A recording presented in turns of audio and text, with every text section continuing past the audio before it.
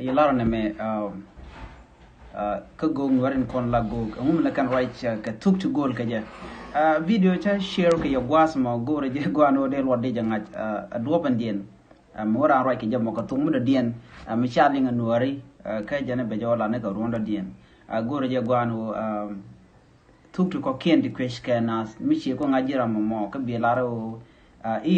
tuk mu right no kot ka je che fake profit na kon ngai kon la right ka tang ite lar ka no ite ke angel tang ke human tang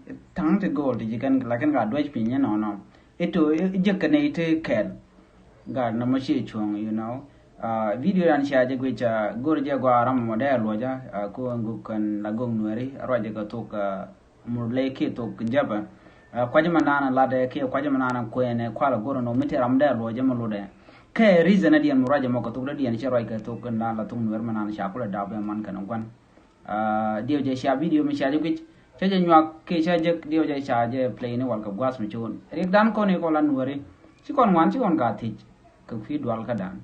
do ba dien bu kon ngai ge je gwa an wo kon nyam ge je cha ne gor bu kon na le ro da ban ngach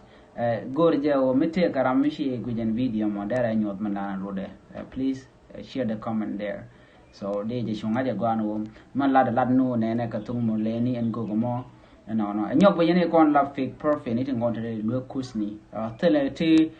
go le jen ke ko kon tuk tel na ray ne ka cha li ngana tu re ken sha compare ke jen go ga me ken yene kon la fake profit mi cha go jo chiandun ke lu ke tarun ke li is one chiankel lo ku yen war ku ne nanga do mi chorlot jen go re de nyoka kel please share leni manan let kana nyoko yen go tin la fake profit no boy cha tang de ray ke yeba chia ka lunga translate bia ko lar ne ne okay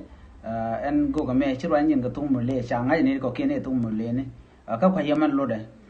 jen ba jola ne ka ron kina daro jen dang do de e ka ron ambe go re je nga je go ngum le ro de ka kon ko la nuere